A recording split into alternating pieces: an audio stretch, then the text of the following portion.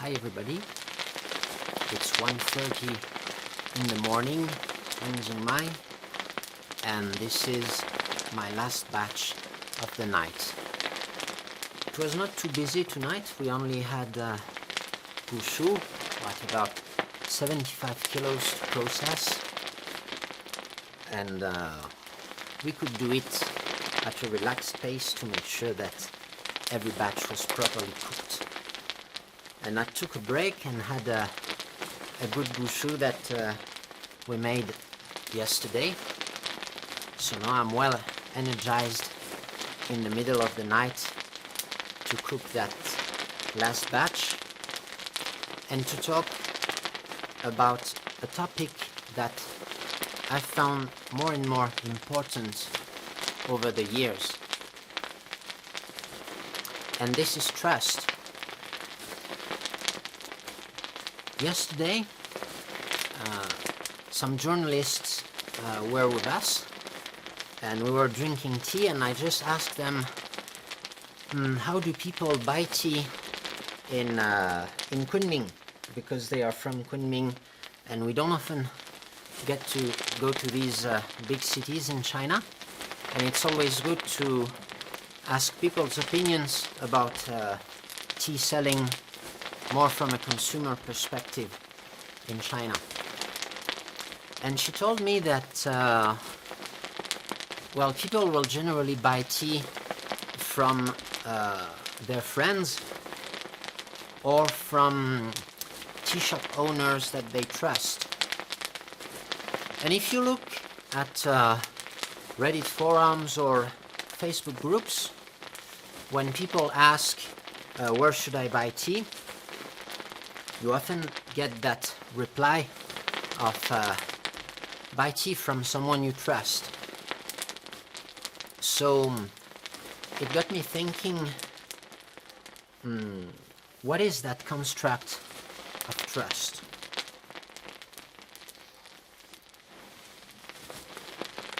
Since it seems to be the most important asset in tea business. And so why is it so important? Why is trust so important in the tea business? Well, it's because the poor tea business, and even all tea business, is largely unregulated. There are products for which you do not need to trust. If you want to buy a new car, for example, you don't really need to trust the car seller, because you know that you will get a standard car. There's no real way for the car seller to cheat you, or at least to give you a product you are not willing to get. But of course, if you're going to buy a second-hand car, then the trust will be a key part of the decision. This is because the second-hand market is not really regulated, and also because when you buy a second-hand car, there is an asymmetry of information. The seller knows the history of the car, and you don't. You can only do some inspections, but even when you do inspections and know about cars, there are things that you won't be able to see that might affect the quality of the car, and that maybe only the owner of the car will know, and he will have the ability not to tell you. And buying pu-erh tea in this aspect is a lot like buying a second-hand car. there is this asymmetry of information at every level of the supply chain. When I go to the mountain and buy tea from farmers, there are many ways in which they could cheat me, or at least ways in which I would feel cheated. Last time I felt cheated was maybe in autumn 2019, so a year and a half ago. I went to Bulangshan and stopped in a village that's called Zhangjiasandui. And the guy brewed me a very nice tea. I like the processing. I like the nature of the tea. It was the first time I had met him. And so I just decided to buy 10 kilos of it just to try. I thought I would press it into cakes to sell it on our website. But when I arrived home and I tried the tea he gave me, it was not the same tea as the one I had tasted when I was with him. And well, the tea was processed differently, clearly. So when I asked him about it, he said it's because the tea he gave me was processed by his wife, and that she processed tea in a different way as he does. So whatever the intention of this misunderstanding, whatever his intention, I would say, I feel this was not worth. I felt cheated because either I bought the tea from someone who willingly gave me a bad tea, maybe a tea he couldn't sell, and he sought that opportunity to get rid of that tea. Either I bought tea from someone who was incompetent in the matter of tea because he didn't realize that the processing was different and that it might impact my purchasing experience.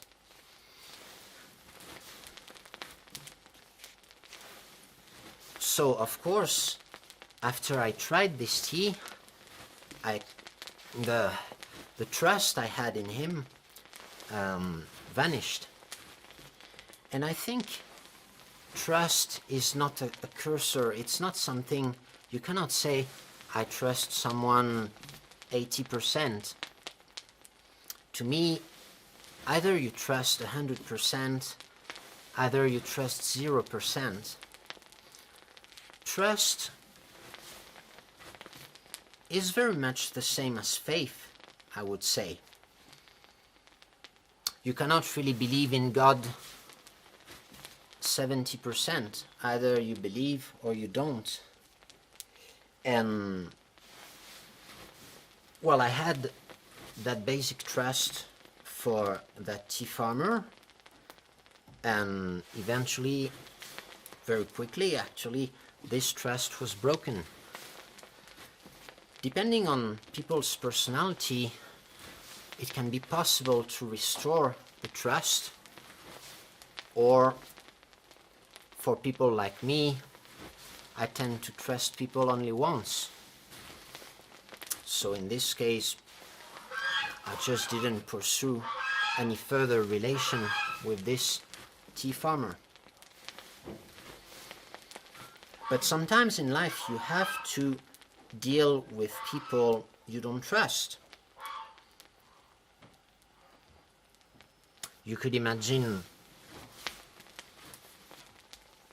having two presidents and they don't trust each other, but as part of their job they have to meet and discuss, and it's still possible to do dealings with people you don't trust.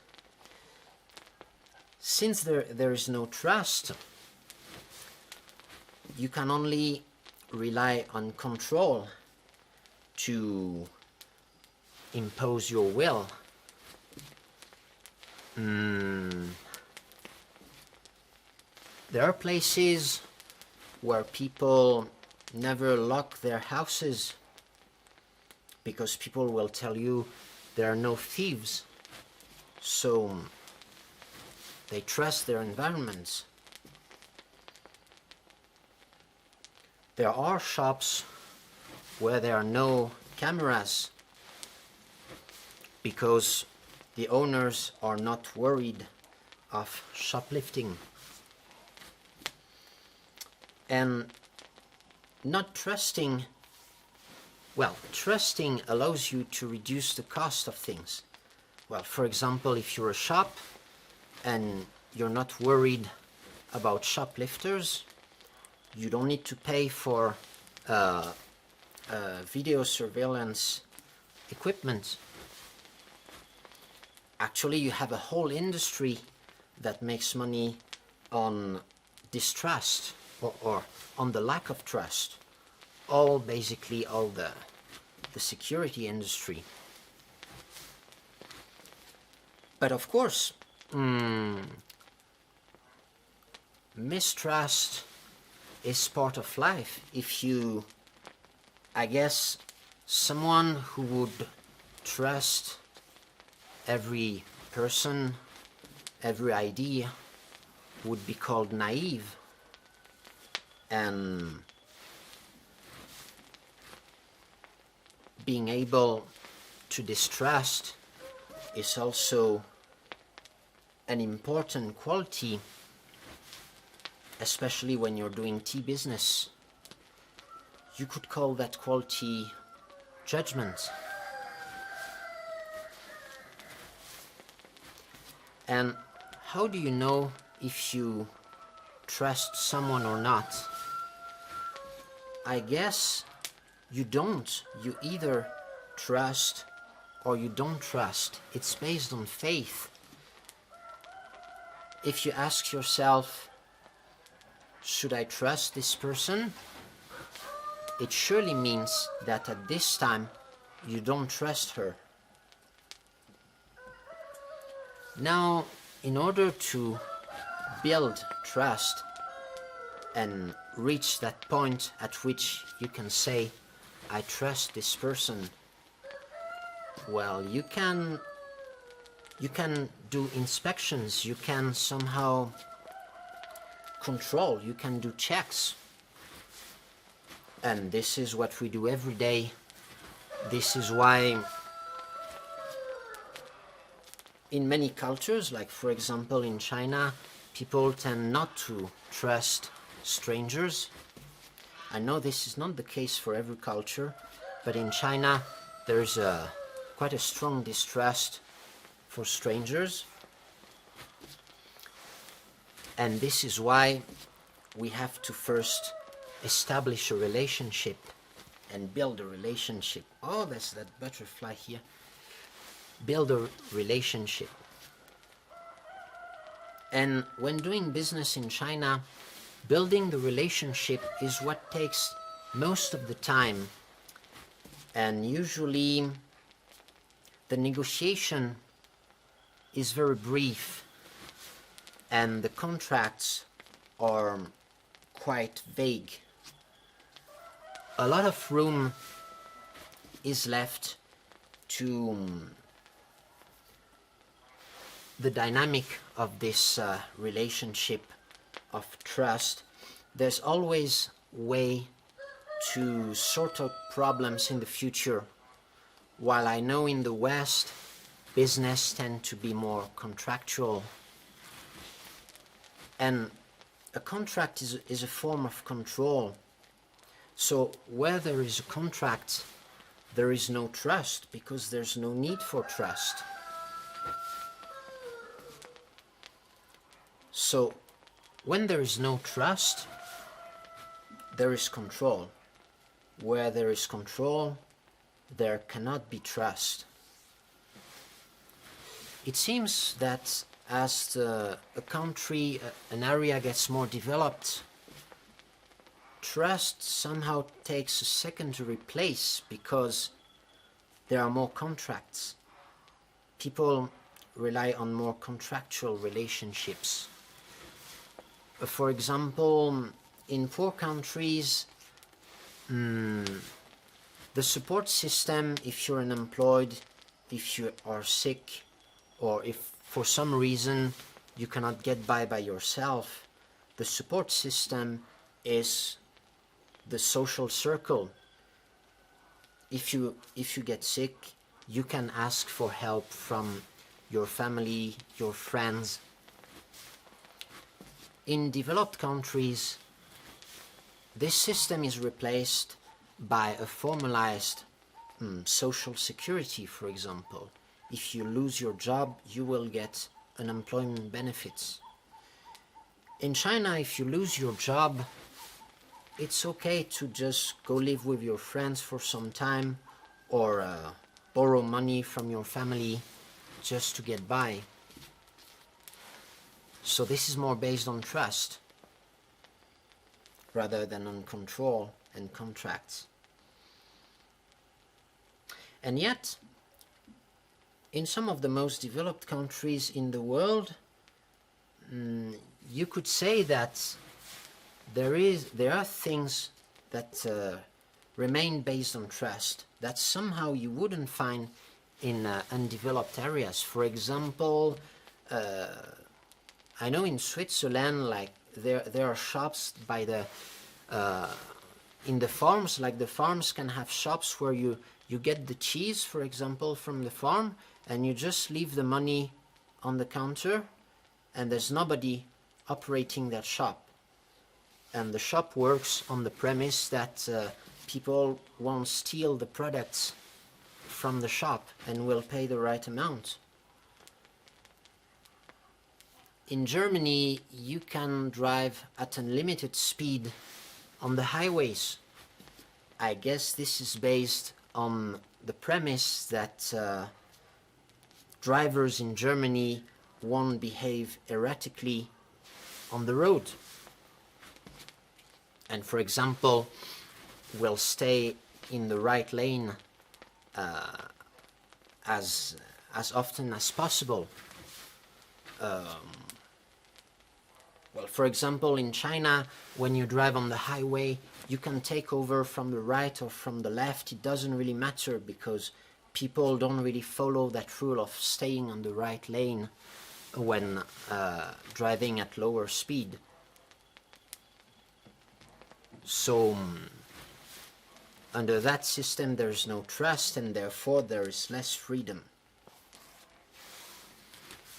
So most of the time when the trust is established between two parties, both parties also gain an advantage. But the problem is when trust is established between two parties, one of the two parties or both can gain a significant advantage over the other by taking advantage of that trust. So for example, if a tea farmer sells me cheap tea, well, if I buy expensive tea from a farmer and he sends me cheap tea, he will have a significant gain and I will have a loss. And you could think in terms of game theory, that would lead people to not trust each other.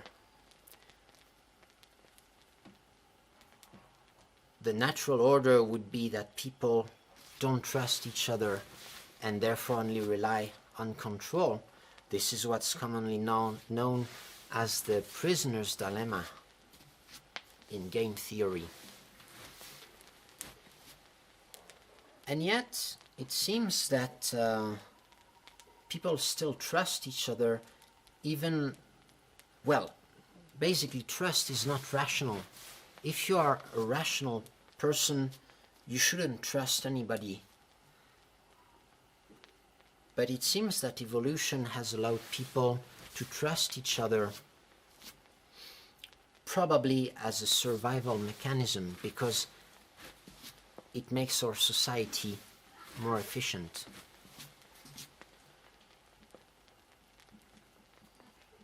Now, when you do tea business, yeah, like I said, at each step of the supply chain, there is the possibility that there must be some trust, because there's a lack of standardization, of labeling, of control.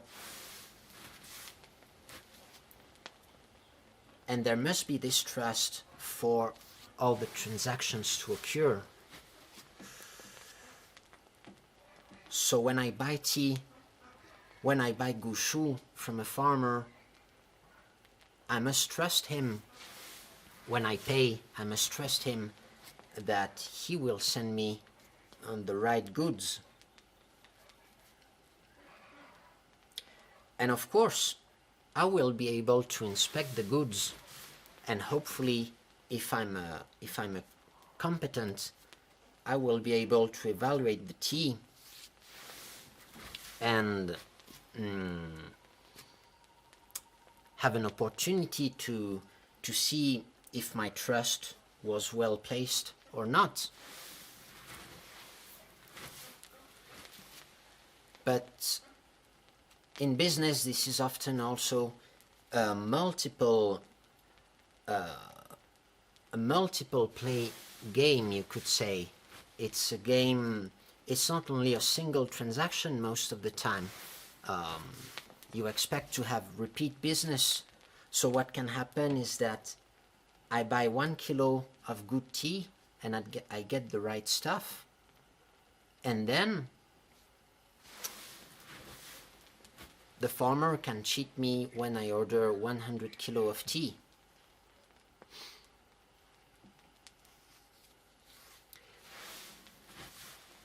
And in certain areas, I don't trust. For example, I don't do Lao Banzang tea because I cannot trust the tea sellers. They're the tea farmers. When I decide, well, so I don't trust, that's a fact, that's a feel, but there are reasons why I don't trust. Again, in terms of game theory, if you're a tea farmer in Lao Banzang, it would be very profitable to sell tea from surrounding areas for the price of genuine Lao Banzang tea, for example. And I guess even if people have a good nature, if you believe people have any nature at all, but if people have good intentions but are compelled by the system to deceive their customers, a significant part of those will do it, I guess. Think of this, maybe if you're a farmer in Lao Banzang, you can make $100,000 a year by selling your tea honestly. But if you get into a side business and, for example, you just source tea from surrounding villages, which taste maybe almost the same, which you can give a similar taste to thanks to a bit of blending and stuff, then you could make maybe $300,000 a year just by accepting this tiny lie to your customers, and to customers who might also lie on the tea anyway in their business. Wouldn't you do it? Wouldn't you accept to go from 100K to 300K a year by just accepting that little twist in the truth?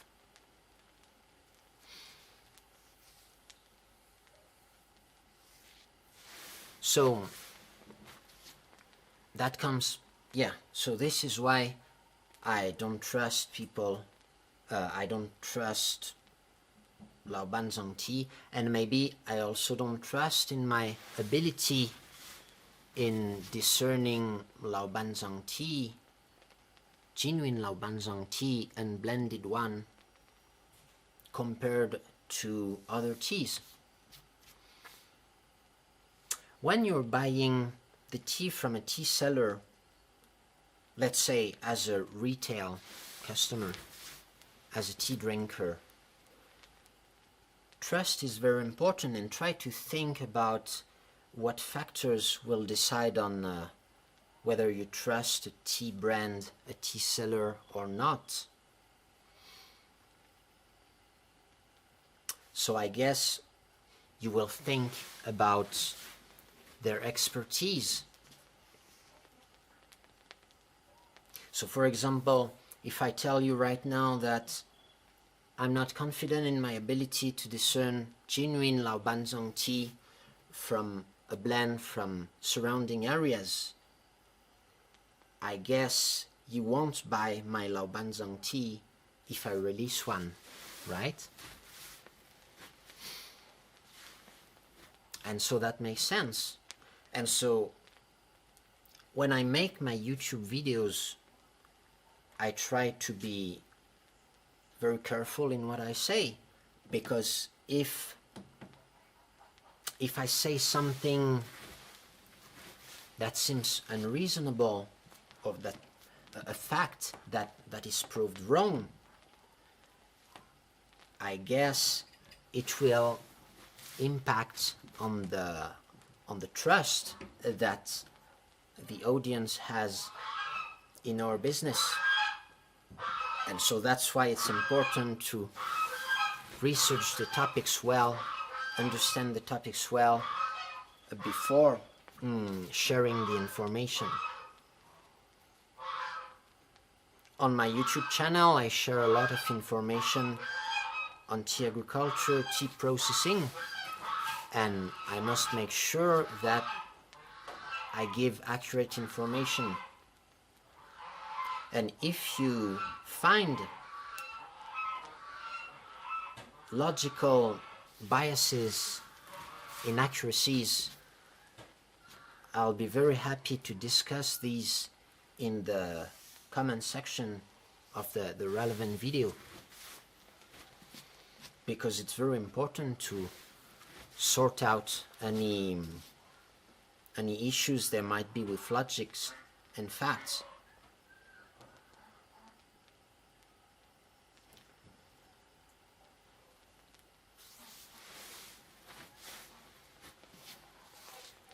And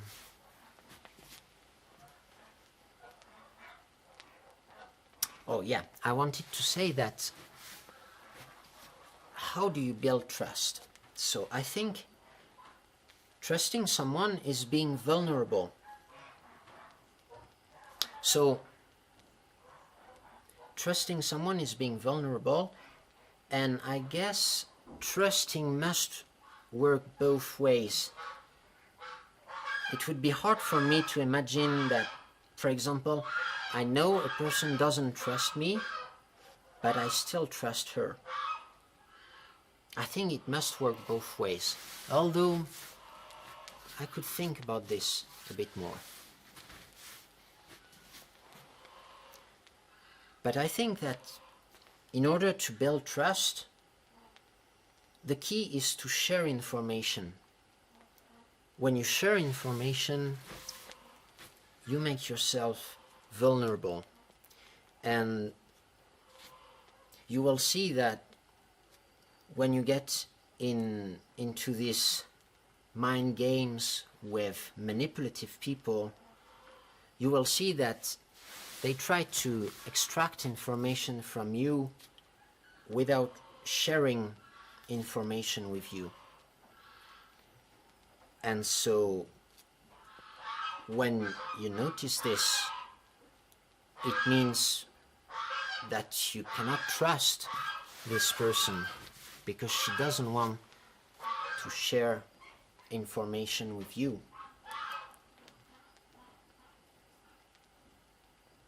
And I guess that only people who accept to be vulnerable can be trusted. If you meet particularly narcissistic people, they will not trust anyone because they cannot let themselves be vulnerable to other people, and therefore in turn they cannot be trusted.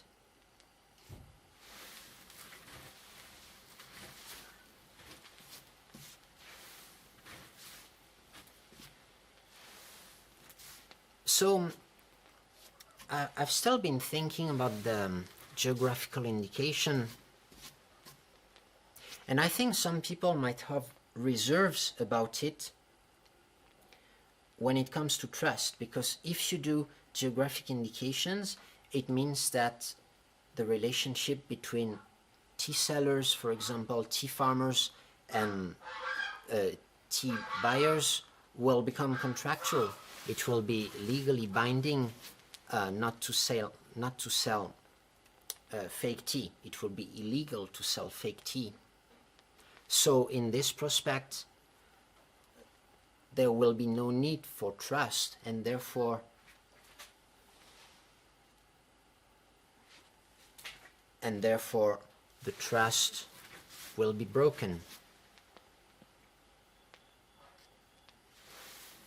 So maybe you could think that it's a shame if you apply more formal control, if you apply any control actually on the process of selling the tea, then the consumer will not need to trust the tea merchant, which means that the tea shops will have less power. The trusted tea shops will lose this form of soft power that trust is. Because then, for example, if I sell the jingmai tea, maybe now some people trust that I sell genuine jingmai tea and they distrust other sellers. But if there is a geographic indications, your trust towards our business will not matter anymore, and you will be able actually to get genuine jingmai tea from shops that you don't trust, just because they will have this label. So maybe that could be a somewhat philosophical argument against the establishment of geographic indications. But now we could see that geographic indications is consistent with the development of a supply chain, since you can compare it, for example, with the wine industry, in which in the 1930s forgery was rampant, and then thanks to these methods of control, sure, trust has disappeared from the supply chain, but you actually get the products that you want. So this establishment of geographic indications would actually be detrimental probably to the tea resellers, at least the established tea resellers who have that asset of having many people who trust them, because then it will make the barriers to entry to making a profitable business lower. Currently, the barriers to entry in the tea market are very low. It's very easy to come to Yunnan, buy some mocha and press some cakes. But the barriers to entry to a successful tea business are pretty high. Most of the tea businesses do not make money because they have the products, genuine or fake, but people don't buy them because they don't get enough trust. They don't get that trust capital, if I can say that. And well, established brands will sell their tea easily because the customers trust them.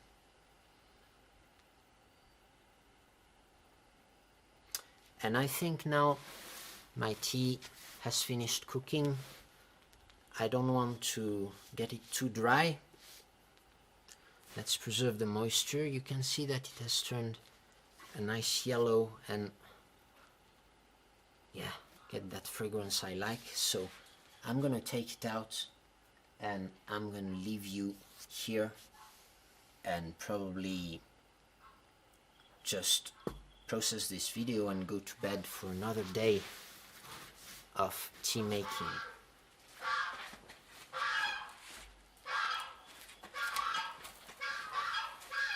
So thank you for watching. I hope you enjoyed this little thoughts, and I hope that you can share your opinions about this topic in the comment section. Goodbye.